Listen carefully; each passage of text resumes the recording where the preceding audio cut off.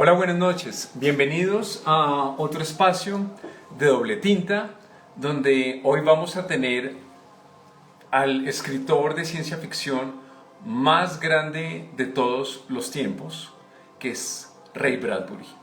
Realmente, pues creo que él no necesita presentación. Mm, A ver, entonces voy saludando acá. A ver. Hola Pau, ¿cómo estás?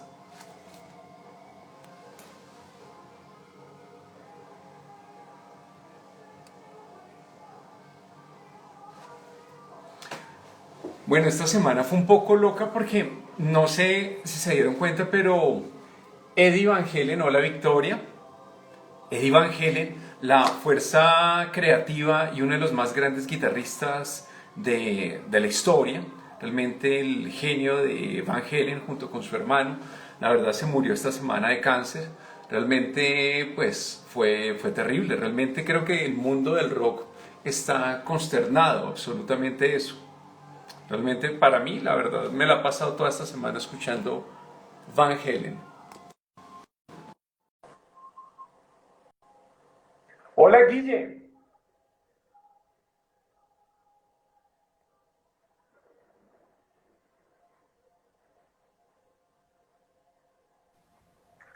Hola, hola Esteban. Yo Guille, Hola Luis, ¿qué ¿cómo tal? estás? Bien, ¿cómo se Bien, oye? yo te ¿Bien? escucho bien. ¿Todos acá nos Perfecto. escuchan bien?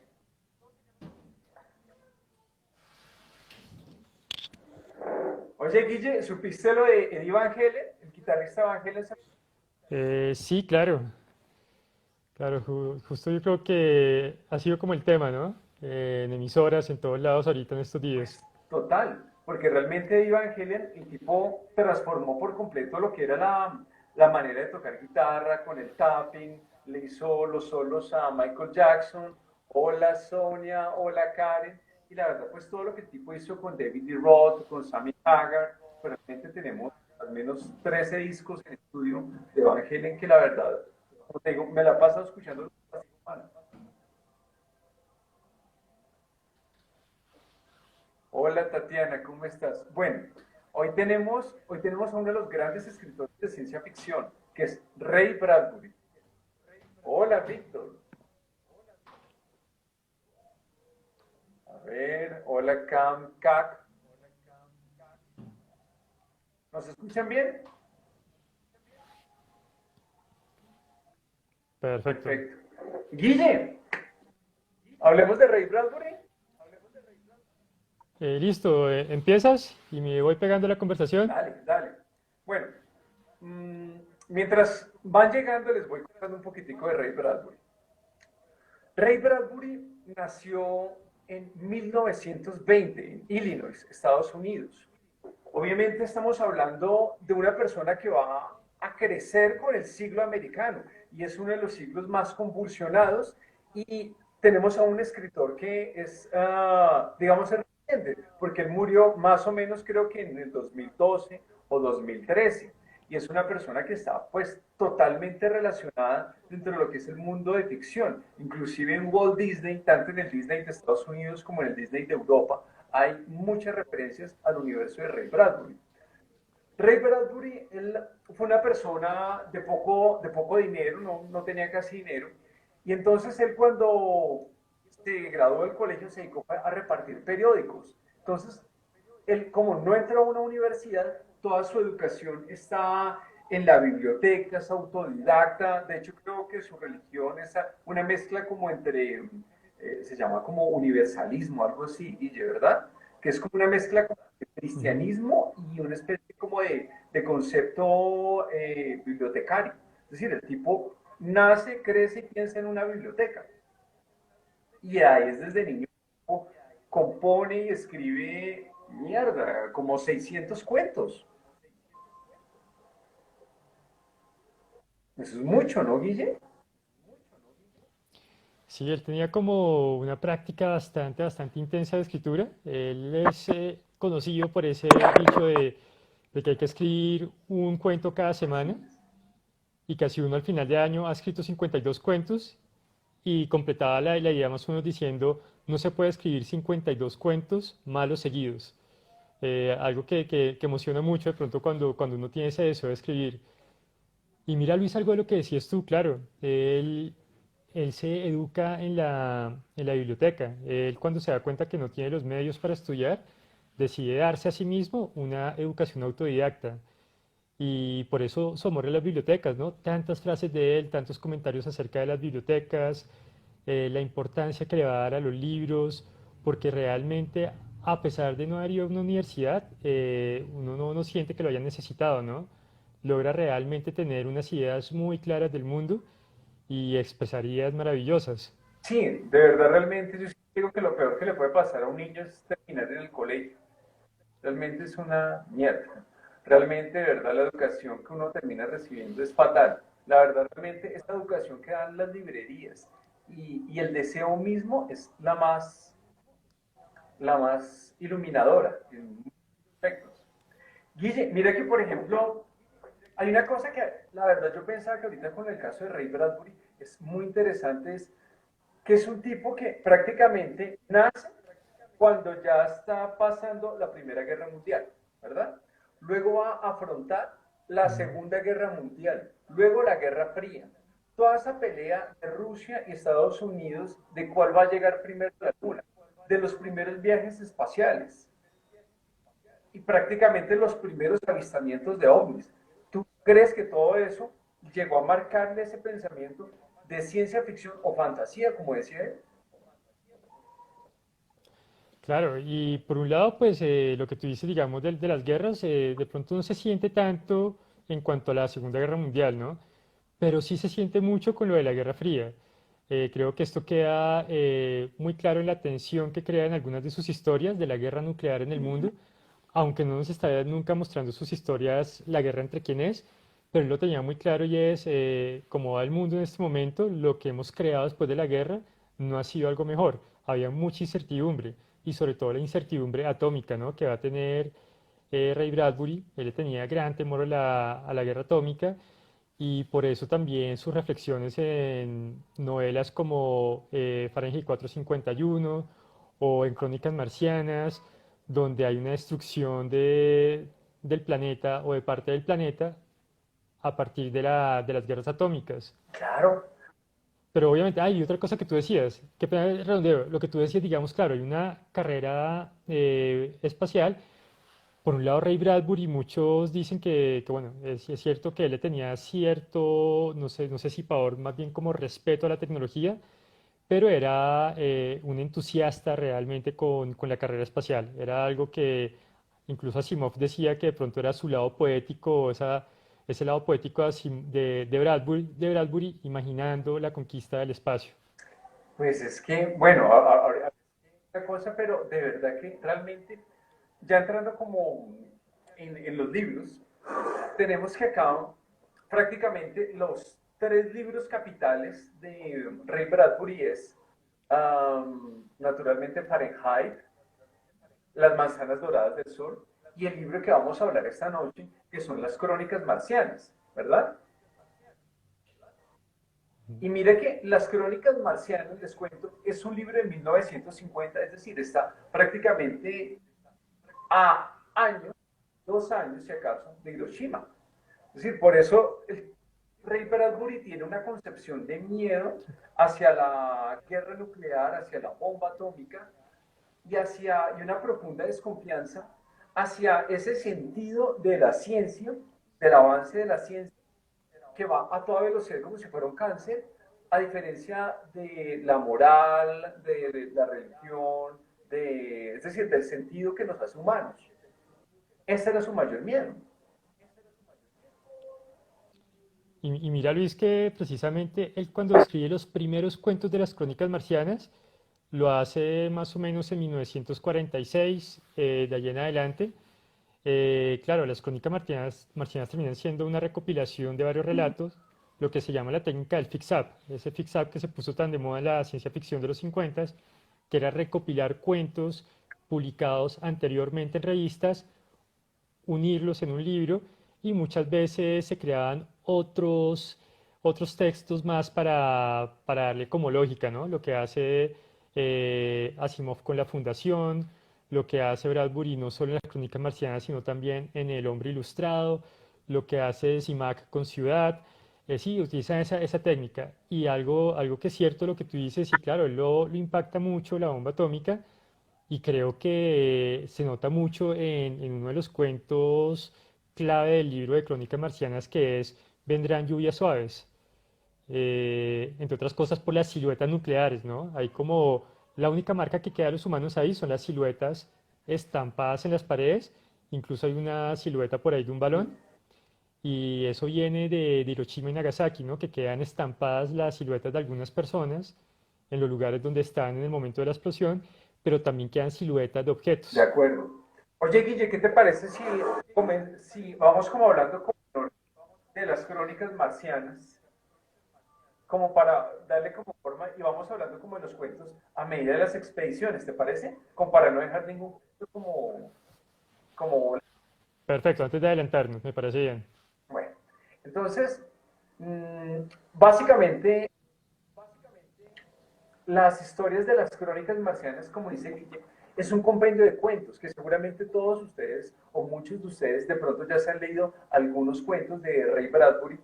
Y entonces lo que cuenta son 6 expediciones que van a ir de la Tierra hacia Marte. ¿Por qué? Porque obviamente hay el miedo en la Tierra de que va a haber una guerra nuclear, una bomba atómica que va prácticamente a aniquilar a todo el mundo y estamos buscando ese futuro un nuevo hogar, que ese hogar va a ser Marte. Y obviamente cuando hablamos de ese Marte, ellos están buscando es cómo terraformar Marte, ¿sí? Es decir, cómo convertir ese planeta rojo en un planeta habitable, en oxígeno, en vegetación, en todo para Marte. Hasta ahí es lo que obviamente uno podría llegar a tener como dentro de la historia. Pero lo que realmente hace fantástico este relato de las crónicas marcianas es cómo Ray Bradbury puede ponerte dentro de la óptica de los marcianos, ¿sí? Y conmoverte y tocarte esa fibra, ¿sí? Porque realmente no es un simple relato de ciencia ficción. De hecho, el mismo Ray Bradbury decía, yo no soy ficción, soy fantasía. Y sus relatos son de tipo moral, porque era su manera como de generar enfoques de lo que estaba sucediendo. De lo que le estaba sucediendo, como les hablamos al comienzo, tenemos la guerra, tenemos el Ku Klux Klan allá con el racismo, tenemos allá el tema del machismo, tenemos lo que les digo, un Estados Unidos que está cambiando y a medida que ese Estados Unidos cambia, pues va cambiando el resto del mundo. Y eso es lo que se va a ver reflejado en las crónicas marcianas, que van a ser 6 expediciones. Entonces, Guille, cuéntanos si quieres un poco de la primera expedición. Bueno, yo creo que es de mis favoritas, además que es la expedición más pequeña, ¿no? Son dos seres humanos que van en el primer cohete, pero lo rico del cuento, esa primera expedición, que es el cuento que se llama Ila, es que los humanos no aparecen, realmente son mencionados, pero no son los protagonistas. Los verdaderos protagonistas de ese cuento son los marcianos.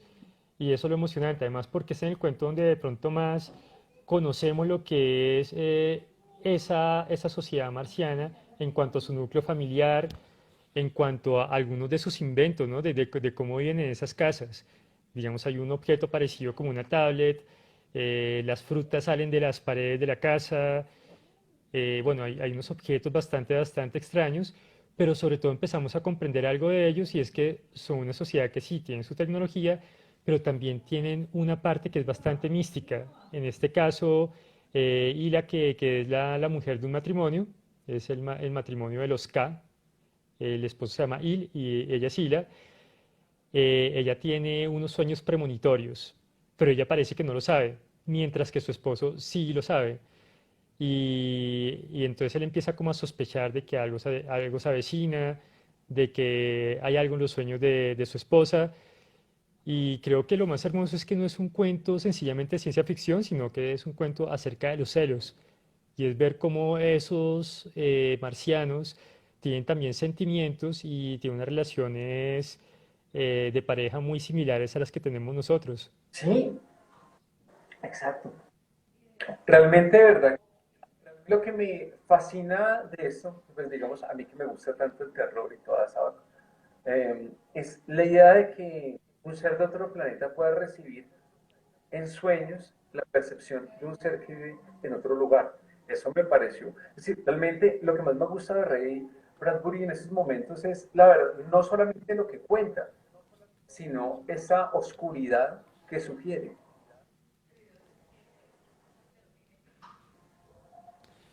Y mira, Luis, que bueno, yo creo que podemos hablar de una vez de la segunda expedición. Es que son tantos y no vamos a hablar de todos los Yo relatos, quiero hablar. obviamente. Solo yo creo que vamos a hablar de los que nos parecen como los claves a Luis y a mí para poder comprender las crónicas marcianas y lo que nos quería decir Bradbury.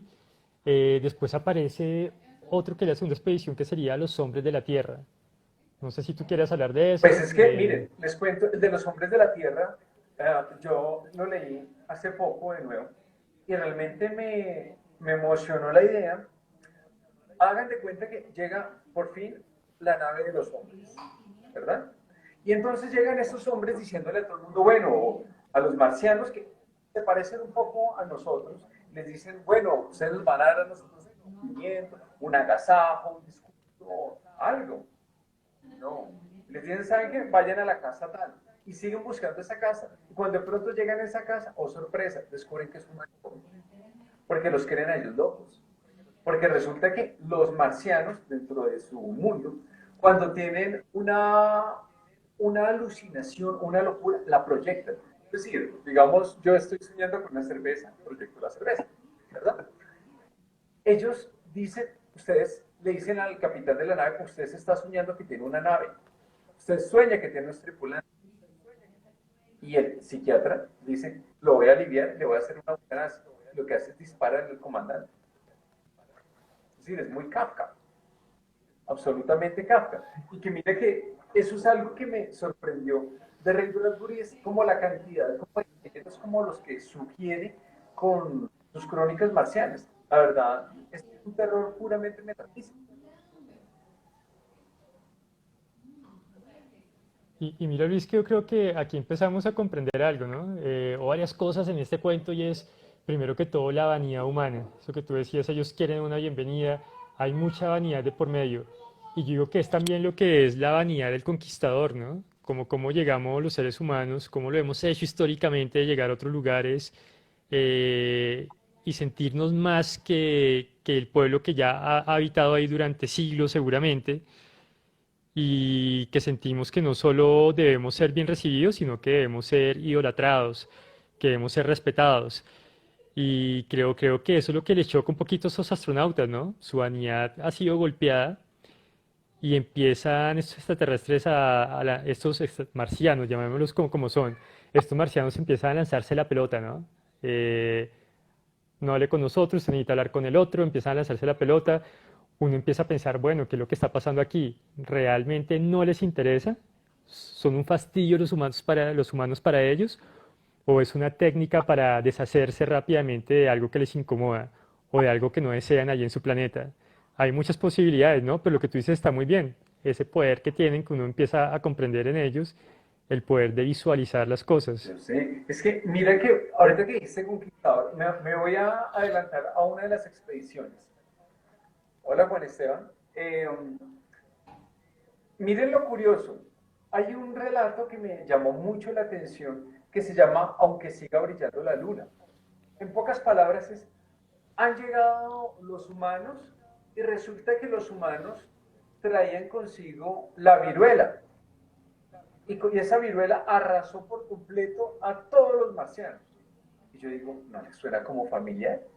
Es el puto descubrimiento, porque realmente, de verdad, y hago acá un paréntesis de un minuto, qué ironía que hoy, 12 de octubre, estemos hablando de Ray Bradbury y estemos hablando de un cuento que es una metáfora de la conquista, que realmente creo que es una de las fechas más infames de la historia, porque realmente a nosotros nos llegó 3 carabelas con gente sacada de la cárcel, con gente condenada a la muerte, que fue lo que sacó Isabel de Castilla, Fernando de Aragón, porque realmente toda esa Europa estaba podrida por la peste negra, estaba podrida por todo lo que se habían gastado en el Renacimiento, estaba jodida por todos sus mitos del medioevo alto, y resulta que salen y se encuentran con un continente y lo que hacen es que todo ese escarbuto y todos esos enfermos que venían en las carabelas pudren a un continente que era sano, que tenía una mitología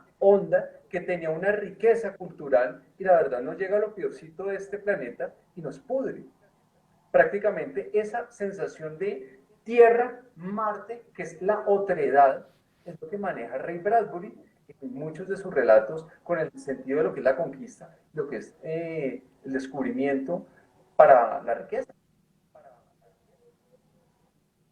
Oye, Luis, mira que es muy interesante lo que dices porque, claro, son paralelos que se suelen hacer con las crónicas marcianas y es el paralelo con la conquista de América.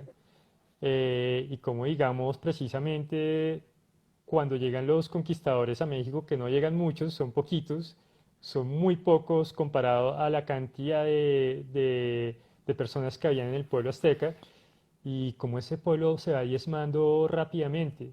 En cuestión de pocas décadas, de un siglo, ha sido llevado a perder, creo que es como el 60-70% de la población, y hay estudios que han como encontrado que eso se debe a las pestes que traían de Europa.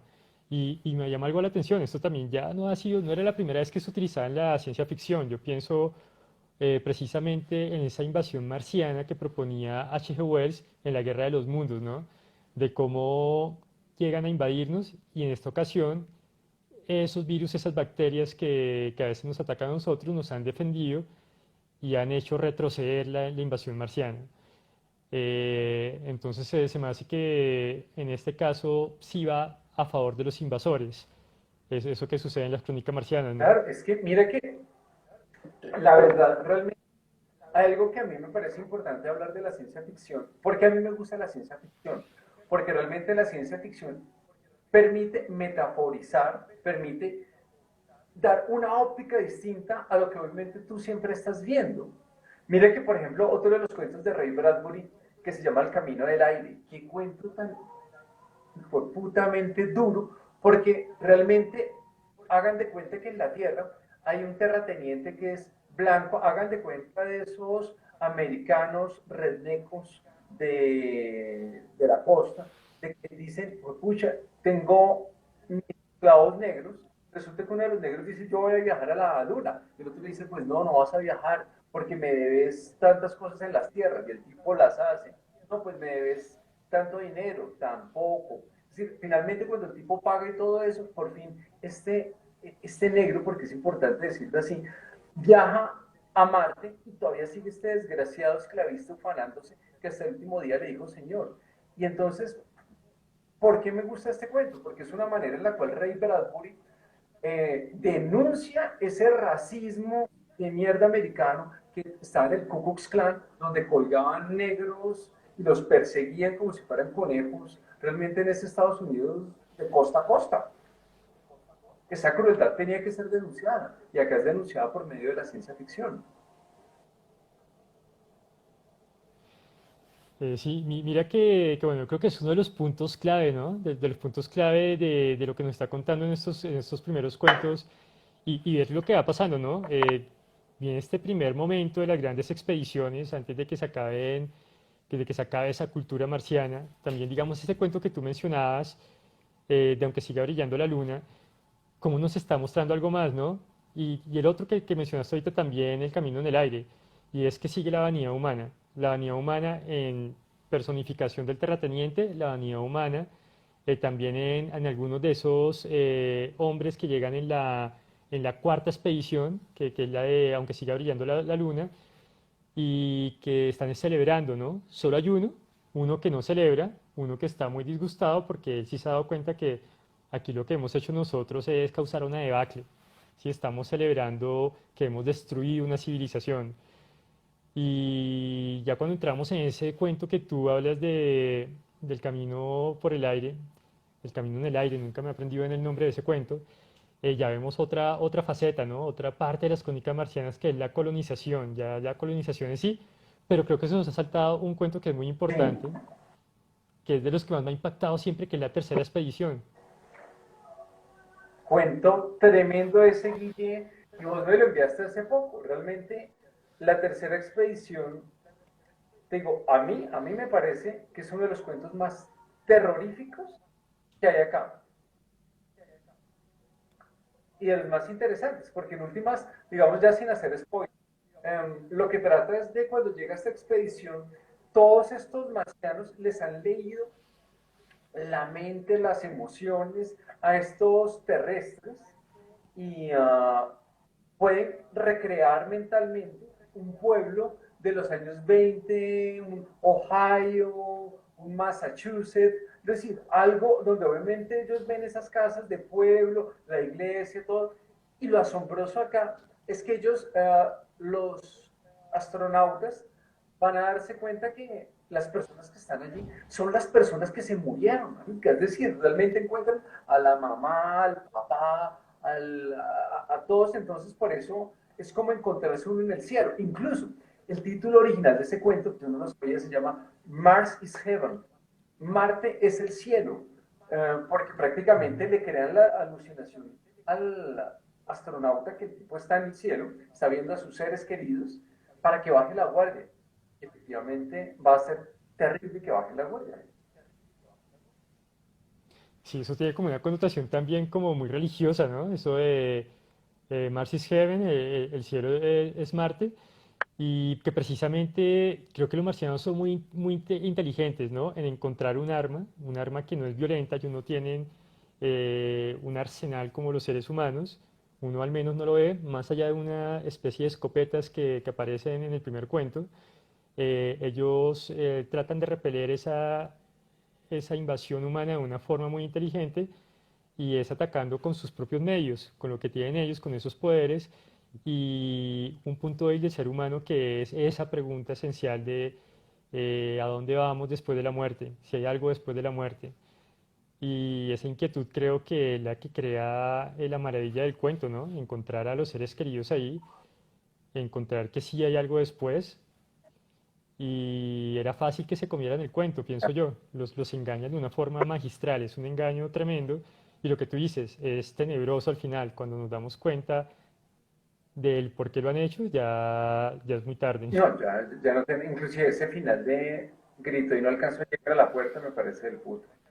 Pero bueno, resulta que luego tenemos ya la colonización. Bueno, y cuando llega la colonización, miren lo interesante, aquí empiezan a aparecer varios conceptos. Un concepto muy del momento que era la idea de la terraformación.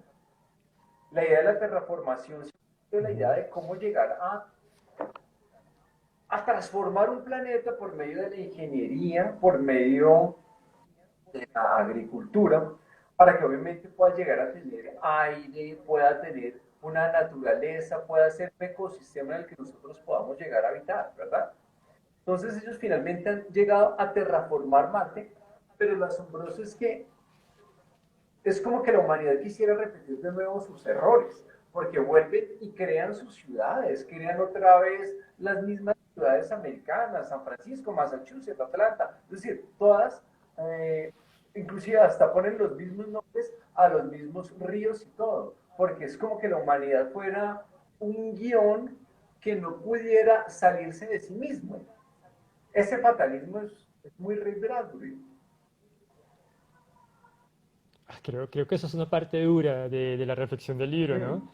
Y es saber que los seres humanos, sea como sea, seguimos siendo los mismos siglo tras siglo, que ya lo que hemos hecho en este planeta lo vamos a replicar por fuera. Hay una frase que me gusta mucho de Carl Sagan, él decía algo así como que hemos hecho un trabajo tan malo administrando nuestro mundo que por qué debemos intentar colonizar otros. Sí, como administrar otros, como igual no estamos preparados de pronto para hacerlo, vamos a terminarlo arruinando también, que es la idea con las crónicas marcianas de cómo al replicar lo que es la civilización humana en otro lugar, inevitablemente el resultado puede ser el mismo, ¿no? No, claro. Como tú bien decías en un momento, tenemos un planeta que está enfrentado a una guerra nuclear en cualquier momento, hay una guerra inminente. Una de las razones para que muchos quieran irse a Marte, no la única, porque pues también se está llevando el proceso de colonización, pero creo que ahí está parte de la clave, ¿no? En ver este tipo de aspectos. De hecho, y les cuento acá, resulta que, miren esto, En esta historia, prácticamente arrasan todas las ciudades y toda la civilización marciana, así como arrasaron aquí la americana, ¿verdad? Muy bien. Pero resulta que en un momento dado se dan cuenta ellos de que también en la Tierra ya inició la famosa guerra atómica que realmente tenían miedo. Y resulta que acá hay un aspecto muy americano de Ray Bradbury que es el tema de la soledad del colono. ¿Sí? Porque resulta que uno diría, no, pues los humanos se van a caer en Marte. Se devuelven a la Tierra porque les hacía falta a sus seres queridos. Y eso, ese sentimiento de que lo que nos mueve es esa soledad, esa melancolía, es, es, creo que es una de las cosas por las cuales Borges, cuando le hizo el prólogo a las crónicas marcianas, yo tengo una memoria de mierda, pero lo que dice es más o menos como que no entiendo cómo un libro que habla de civilizaciones tan extrañas a mí, ahora me toca y me emociona. ¿Por qué? Y la razón es esta, porque realmente las crónicas marcianas es un compendio de emociones, de soledad, de melancolía y de denuncias hacia el racismo, el machismo, a muchas cosas. Realmente es un libro de un perfecto libre pensador. Y mira, Luis, ya que estamos en esta parte de la colonización, hay algo que me gusta en sí de todo el libro y de la escritura de Bradbury, y es que, claro, si uno es un buen lector de ciencia ficción y lee sobre todo estos autores clásicos de la Edad de Oro, va a pasar algo, y es que la mayoría escribían de una forma como un poco más fría. Ray Bradbury, en cambio, escribía más con corazón. Y eso es algo muy curioso. Y claro, él también era poeta, él escribía también poesía y se nota mucho la poesía en algunos momentos. Hay un pequeño texto que se llama Los colonos, cuando empieza esa colonización de Marte, muy breve, paginita y media, pero tremendamente poético. No sé si te parece, me gustaría leer un parrafito, Dale, Guille. que siempre creo que ahí se nota mucho la poesía de Bradbury en este pequeño Hasta te le iba relato. a pedir que lo leyeras. Al pelo. Bueno, aquí lo tenemos entonces. Dice, los hombres de la Tierra llegaron a Marte. Llegaron porque tenían miedo o porque no lo tenían, porque eran felices o desdichados, porque se sentían como los peregrinos o porque no se sentían como los peregrinos. Cada uno de ellos tenía una razón diferente. Abandonaban mujeres odiosas, trabajos odiosos o ciudades odiosas. Venían para encontrar algo, dejar algo o conseguir algo, para desenterrar algo, enterrar algo o alejarse de algo. Venían con sueños ridículos, con sueños nobles o sin sueños. Bueno, hasta ahí. Pero creo que empieza uno a notar mucho la poesía de Bradbury en el libro, en estos pequeños Pero es que, fragmentos. Guille, hay una cosa que yo te digo y siempre diré. Un escritor, sea de cuento, de novela, inclusive de ensayo, tiene que tener tono poético, tiene que tener una voz poética.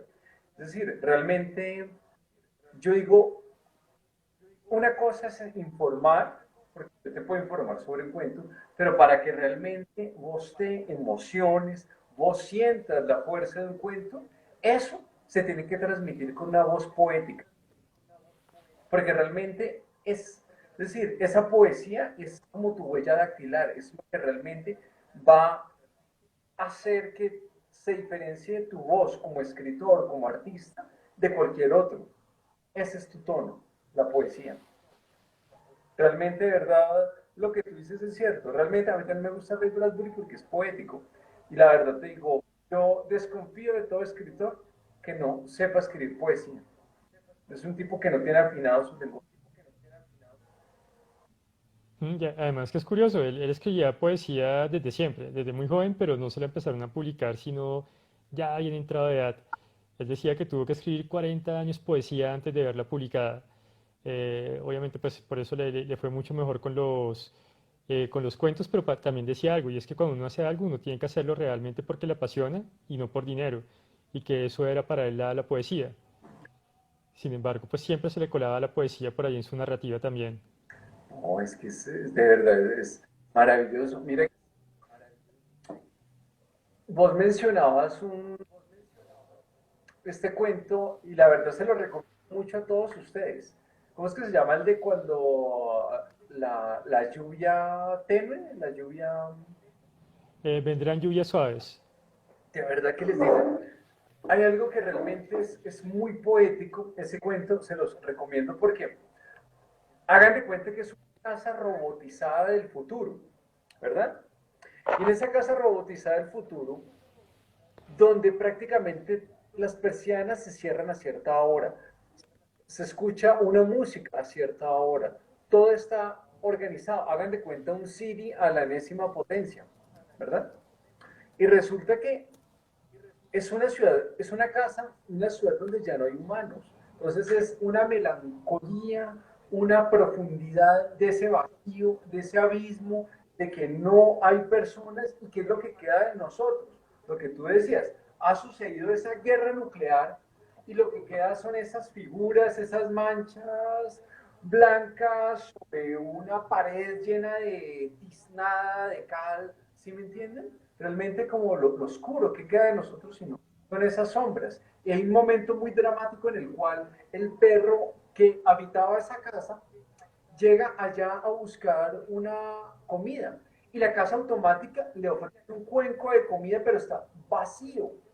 Y ya es el momento en el cual el perro desfallece y la misma casa lo incinera, y al incinerar esa casa se quema todo, pero la verdad no queda, pues no queda nada. Pero realmente esa es la belleza propia de Ray Bradbury, de llegar a poder crear esa melancolía, ese abandono de humanidad. Oye Luis, y ya hablando de ese cuento, me recordaste algo, y es que ahorita hablábamos de la poesía en Bradbury, y precisamente en ese cuento aparece una poesía que cuenta la casa, si esa voz robótica de la casa recita una Byron, poesía, que es una poesía de las más, de las favoritas de la dueña de la casa. Y además es un poema de una poeta que se llama Sarah Tisdale, una poeta real. El poema es de 1920, es decir, es un poema 30 años antes de la publicación del libro de las Crónicas Marcianas, pero es ver de dónde saca la idea del título y también un poquito de la ambientación de este cuento. Entonces, si te parece, lo leemos. Es un poema bien dale cortico. Guillermo. Estamos hablando del poema que aparece en el cuento Vendrán lluvias suaves de Sarah Tisdale. Vendrán lluvias suaves y olores de la tierra, y golondrinas que girarán con brillante sonido, y ranas que cantarán de noche en los estanques, y ciruelos de tembloroso blanco, y petirrojos que vestirán plumas de fuego, y silbarán en los alambres de las cercas, y nadie sabrá nada de la guerra, nadie. A nadie le interesará que haya terminado, a nadie le importará, ni a los pájaros ni a los árboles, si la humanidad se destruye totalmente. Y la misma primavera, al despertarse al alba, apenas sabrá que hemos desaparecido. ¿Sí es? Me encanta esa conexión que tiene el poema con el cuento y sí, precisamente nos enfrenta a eso, ¿no? El poema y el cuento también a la tierra sin De humanos. acuerdo. Pues mira que, digamos, hablando, vamos siguiendo con el tema de las crónicas marcianas, les contaba que hubo una guerra nuclear, ¿verdad? Muy bien. Resulta que acá hay un momento de el cuento final, no recuerdo el nombre, pero es una familia, El picnic de un millón de bueno, años. El picnic de un millón de años. y es una familia de la Tierra que viaja hacia Marte. Y el papá les ha dicho a los niños, les voy a mostrar cuáles son los marcianos. Y cuando llegan, entran, no sé, a una instalación y hay unos espejos y los muestra a ellos y dicen, estos son los marcianos. Eran ellos mismos. En el agua realmente, ¿no? En esos espejos de agua. Sí. Sí, pero es tremendo. Es tremendo además que la forma en que cierra el libro, que es una forma maravillosa para cerrar las crónicas marcianas. Claro, Además de tanto dramatismo, ¿no? claro, porque Porque es dramático, digamos, lo que va pasando en la Tierra y cómo los seres humanos van desapareciendo de aquí y de allá, van desapareciendo de todos lados. Claro, Guille. Pero queda la esperanza, ¿no? Queda la esperanza y es que ahora ellos son los marcianos, hay una posibilidad de que renazca la humanidad. Sin embargo, Luis, no sé si recuerdas algo de ese cuento, y es quienes van en el cohete, que va la pareja y van con sus tres hijos, y al parecer creo que la esposa está embarazada de una niña. Pero entonces están esperando a la llegada de otro cohete donde vienen unos vecinos con las tres hijas. Entonces uno se puede a pensar, bueno, ¿y si no llega ese cohete con las tres hijas, qué va a pasar con la humanidad? ¿Va a sobrevivir eh, a punta de incesto? Pensaría uno. Es dramático, ¿no? Porque de todas maneras la existencia de la humanidad está en juego en esos pocos seres humanos que han quedado. Claro. Que de verdad, realmente, hay una de las cosas interesantes con Ray Bradbury que él dice que la, la humanidad, digamos, todos sus relatos son puramente metafísicos sobre lo que es la fragilidad de la humanidad en este inmenso cosmos. Y eso, la verdad, realmente nos devuelve a muchas cosas. Mira que saliendo un poco de las crónicas marcianas, ese cuento del trueno, qué cuento tan impresionante. Yo creo que de pronto todos ustedes se han visto de pronto esa parodia de Los Simpsons, en donde Homero viaja hacia el pasado y mata a una mariposa y todo va a cambiar en el futuro, ¿verdad? Esa es la parodia. Ahora, ubiquemos ya el cuento. Resulta que es una agencia de safaris en el futuro, donde le dicen, escoja usted el año, escoja el animal, mátelo. Y con eso volvemos otra vez hacia el presente. Y hay un tipo que escoge, que quiere matar al tiranosaurio Rex, al depredador más grande, y viajan 65.000 millones de años hacia atrás. Y resulta que encuentran al tiranosaurio y dicen, es que usted tiene que matar a ese tiranosaurio, solamente a ese, porque este iba a morir, iba a caer en un árbol, iba a tener cáncer, lo que fuera, se lo iban a comer. Es decir, no era importante dentro de su ecosistema y por lo tanto no iba a cambiar el futuro, ¿verdad? Y resulta que aquí suceden unas cosas increíbles porque uno de los personajes le da miedo a ver al tiranosaurio, no es capaz de disparar, coge por donde no era, y al coger por donde no era, mata a una mariposa. Y a partir de eso va a cambiar el mundo. Y ese es el sentido de la fragilidad.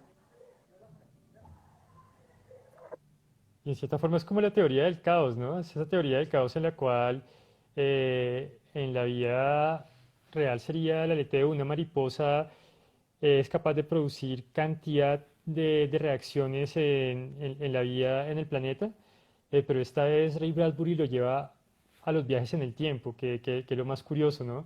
A esos efectos que han sido siempre paradójicos, esas paradojas del viaje en el tiempo, y es, ¿qué pasa si cambiamos algo en el pasado? ¿Será que cambia nuestro presente?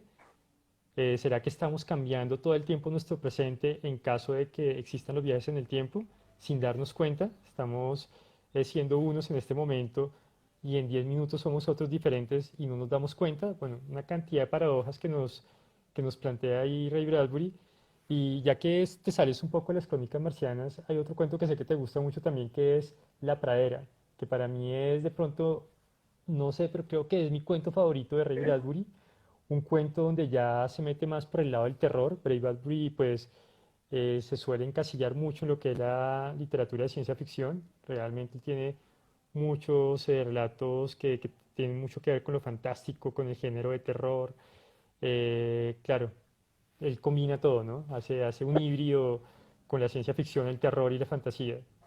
Sí, ese cuento de la pradera es impresionante porque prácticamente como para que se antojen de la idea es en una casa robotizada que se inventa Ray Bradbury, hay un papá consentidor que les ha pagado como una especie, como uno podría decir, como una habitación en la cual sucede como todo si fuera como en 3D.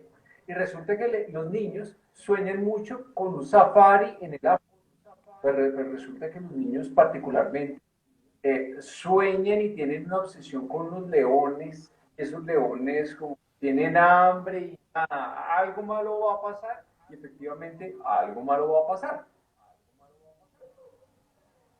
Es un relato que siempre lo tiene a uno como en una tensión muy fuerte. Realmente es muy recomendado, La Pradera. Y además, yo creo que hay algo que es terrorífico, ¿no? Hay dos cosas terroríficas en este cuento. Por un lado, la tecnología, ¿no? Cómo la tecnología puede llegar en algún momento a salirse de las manos. Algo de lo que, algo que inquietaba mucho a Ray Bradbury. Él siempre decía que uno podía crear buenas máquinas o malas máquinas, que para él las buenas máquinas eran las que mantenían la humanidad. También lo decía de otra forma y era que las máquinas podían oscurecer o iluminar al mundo. Y siempre como que estuve en eso, ¿no? En esas paradojas de que tenemos inventos, pero pueden ser usados para bien o para mal. Él, digamos, ponía el ejemplo en alguna entrevista de los aviones. Los aviones transportan personas de un lugar a otro, pero tienen la capacidad también de transportar bombas. Esas paradojas de los inventos que tenemos. Y claro, este invento de esta habitación que replica lugares soñados por los niños, es de por sí ya un elemento aterrador. Pero hay otro aterrador que me gusta mucho y es el hecho de que esos niños, esos hijos, son capaces por defender ese juego que tienen de irse en contra de sus padres. Sí, es más importante para ellos esa habitación que sus propios papás. Y es algo que ya ha trabajado Bradbury en otro cuento. Hay un cuento que también les recomiendo que es terrorífico, que se llama El pequeño asesino. Mm. El pequeño asesino es un bebé. Sí, es un bebé. Realmente no me acuerdo cuánto tendrá. No debe tener más de 2 años en el cuento. Y es sencillamente un niño que planea la muerte de su madre por haberlo llevado a la vida. Bueno, eso es un niño que ya tiene capacidad de reflexión y de maquinarse un asesinato, una vaina tremendamente fuerte el cuento, pero digamos, Bradbury decía, sí, es que es posible que ya los niños tengan un razonamiento bastante grande. Él decía que él tenía una cualidad que no tenía casi ningún ser humano y es que él recordaba su nacimiento y que él recordaba sus primeras semanas en la cuna. No sé hasta qué punto sea cierto, pero él lo decía. Horrores, Olin. Sí, ese cuento es terrorífico, pero es de los buenos cuentos de terror de Lo Bradbury. voy a leer, lo voy a leer, la verdad, yo no lo conozco. Y la verdad, miren, yo no sé si ustedes se acuerdan que en la charla pasada, cuando hablábamos de Alan Poe, y cuando hablamos de Mary Shelley, prácticamente, y también de Baudelaire, es que fíjate que es muy común, todos ellos siempre han estado como a favor del humanismo y en contra de ese avance científico. Yo solamente voy a decir una cosa, el celular. En este momento aquí todos nosotros estamos conectados, hablando, departiendo alrededor de un tema y es positivo. Pero yo te digo, a mí me parece una mierda un celular cuando te arrebata el aquí y el ahora y a cada rato te hace adicto a la red social, te hace adicto a estar mirando qué está pasando. Porque realmente lo único que tú tienes como ser humano es ese sentimiento de estar en un lugar y estar presente. Y este te arrebata esa conciencia. Entonces, la verdad, lo mismo pasa con todo lo que advierte Ray Bradbury sobre el tema de la ciencia. Lo que tú decías es muy cierto. Las máquinas pueden ser o de luz o de oscuridad, pero en su gran mayoría son de oscuridad.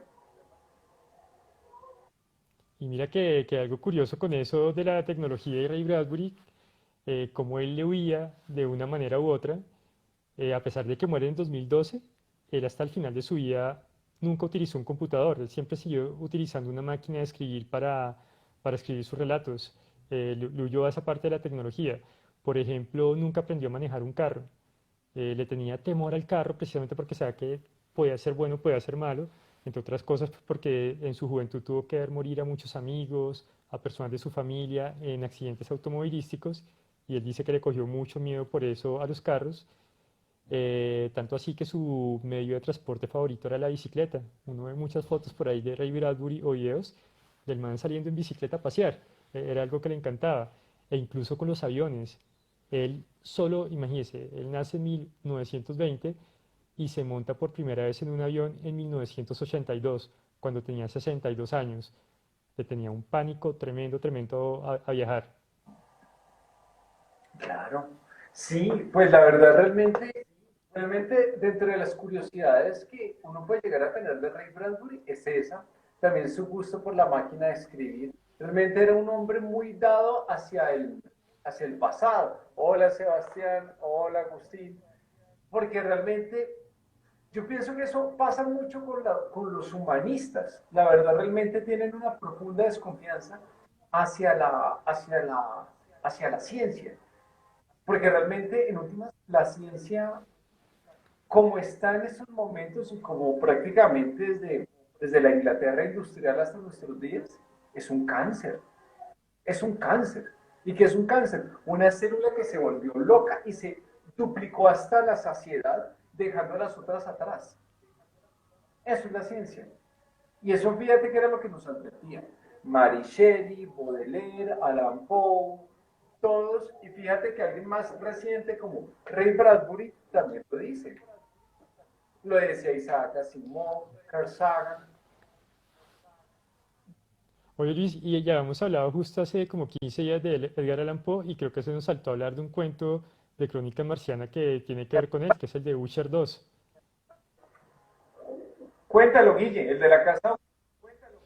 Listo, entonces, el de Usher 2, que es un cuento basado en historias de Edgar Allan Poe, es sencillamente un hombre que ha llegado a Marte a construir una réplica de la casa Usher, pero que tiene todos los juguetes, ¿no? Replica muchas de las torturas y cosas que suceden en los cuentos de Edgar Allan Poe, también en algunas otras historias. Es una casa donde aparecen, digamos, gorilas, donde hay un péndulo, es una casa donde hay un sótano, donde se va a replicar parte del cuento que es El barril. inspirado en el barril amontillado. Exacto, en el barril amontillado de Edgar Allan Poe. Y lo que quiere este hombre construyendo esa casa es vengarse de una serie de personas que han vetado a la literatura, a la fantasía en la Tierra. Sí, prácticamente la fantasía ha sido expulsada del planeta y él quiere, en cierta forma, desquitarse por eso. Sabe que va a ser descubierto, pero antes de ser descubierto quiere desquitarse de algunas de esas personas. Y ahí empezamos a ver algunos guiñitos ya de lo que va a ser Fahrenheit 451 en este cuento. Ya ahí está como algunas cosas como que ya hay bomberos que queman libros, mencionado ahí en alguna parte del cuento. Y bueno, sencillamente maravilloso, ¿no? Yo creo que uno va leyendo y si uno es un buen lector de Edgar Allan Poe, se emociona cada que encuentra una referencia a otra nueva historia. Sí, claramente yo amo a Edgar Allan Poe y cuando descubrí este de la casa Usher 2 me enterneció, porque realmente, la verdad, cuando tú de adulto fabricas tus propios monstruos, realmente lo único que hay es un lazo invisible hacia tu infancia.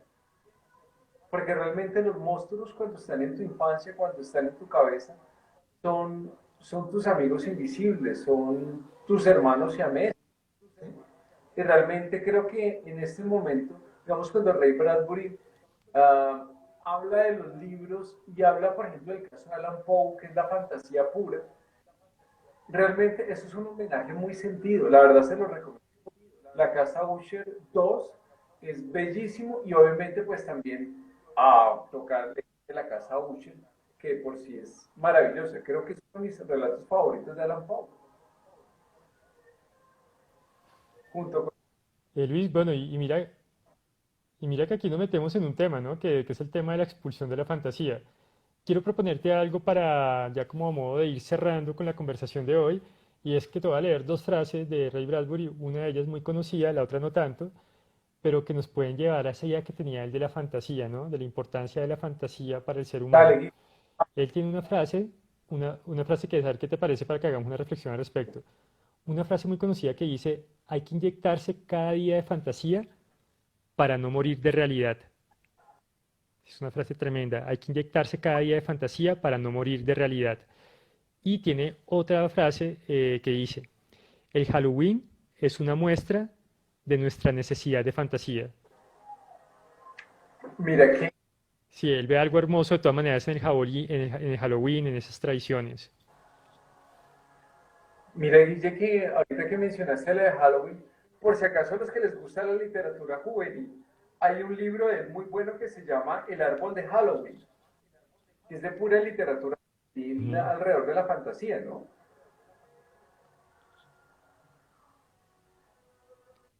Sí, que es parte de algo que de pronto no es tan ciencia ficción de él, ¿no? Esa historia es más lanzada hacia la parte de terror. Mira que Ray Bradbury decía algo y es que en cierta forma la fantasía nos ayuda también a estar dialogando con la vida y con la muerte. Y que una de las ventajas de la fantasía y de poder escribirla es que podemos desahogarnos, sacar cosas terribles en el papel y que posiblemente después de eso ya no es necesario hacerlas. Por eso él criticaba mucho a las personas que pensaban que por el hecho de escribir terror, una persona tenía que tener una vida totalmente retorcida, que iba a querer llevar esas cosas retorcidas a la vida real. Y nos decía, la fantasía es sana. Para él la fantasía era una especie también de terapia, aunque no le gustaba la palabra terapia, pero lo veía así, que puede ayudarnos también a lidiar con la vida. Dígame, para la muestra un botón, no hay día en que yo no escriba de monstruos y cosas locas y vea, me vivo rodeado de plantas. De verdad, yo ya me voy a tener volviendo un jardinero, pero pues realmente, Y mira, Luis, que tú estás rodeado de matas. Sé que también tienes por ahí tus mostricos, algunos mostricos de Tulu, de cosas de Lovecraft. No sé si has visto fotos del lugar donde trabajaba Ray Bradbury. Él tenía dos lugares para trabajar, el sótano de su casa y una oficina. Y los dos lugares son geniales porque estaban repletos de cosas. Parecen esas bodegas de una persona que es acumuladora y él lo que hacía era ahí guardar cosas que él decía que eran importantes para él porque le habían cambiado la vida de una u otra forma. Y que había ahí, habían juguetes, habían, por ejemplo, máscaras, está llena de máscaras, habían muchos cómics, habían, digamos, cajas con juegos de magia. Y realmente uno cuando ve estos lugares donde trabajaba Bradbury queda anodado porque son tremendamente desordenados, llenísimos de cosas, uno no sabe cómo lograba ubicar una máquina de escribir para trabajar ahí, pero lo que decía es que ahí está la inspiración, en esas cosas que lo han maravillado y, y que simplemente era sentarse ahí y ver lo que tenía y sacar ideas. es que mira, la verdad, este juguete, te voy a mostrar algo, Guille. Faltan 2 minutos, mira. Mira mi carrito cuando yo tenía este carrito, miren, año 75. Saquen el cálculo. Realmente tener un juguete siempre es necesario porque cuando tú tienes un juguete cambia la perspectiva de tu situación. Siempre. Cuando tú tienes un juguete es cambiar la perspectiva que tú tienes respecto al objeto de tu estudio. Siempre. Entonces, bueno, queda minuto y medio. Muchas personas nos han dicho que si de pronto vamos a hablar a futuro sobre Isaac Asimov, Philip K. Dick, nos dijeron también que si hablábamos de este que a ti te gusta mucho, Guille, Roberto Bolaños, nos dijeron que si hablamos algunos de tópicos de terror, de la filosofía de la maldad, que siempre yo lo he propuesto, y de verdad muchas gracias por habernos acompañado. Realmente este espacio es para ustedes y realmente Guille y yo nos entretenemos mucho conversando con ustedes. Guille. Listo, pues muchas gracias por habernos acompañado en un lunes festivo, en la noche. Mucha gente cansada incluso del festivo de venir de descansar. Bueno, y pues nos veremos el próximo lunes. Un abrazo grande. Guille, me alegro ver. Chao a todos. Chao Luis, cuídense. Sebastián, Sonia, Victoria, todos los que están acá, de verdad, muchas gracias. Realmente nos encanta verlos. Creo que en tiempos como estos, la verdad, muy emotivo el contacto humano en la medida que obviamente pues, podamos tener estos espacios. De verdad, gracias. Nos alegra mucho estar aquí con ustedes. Feliz noche. Ay, a las 10 de la noche, especial. Chao, chao. Chao.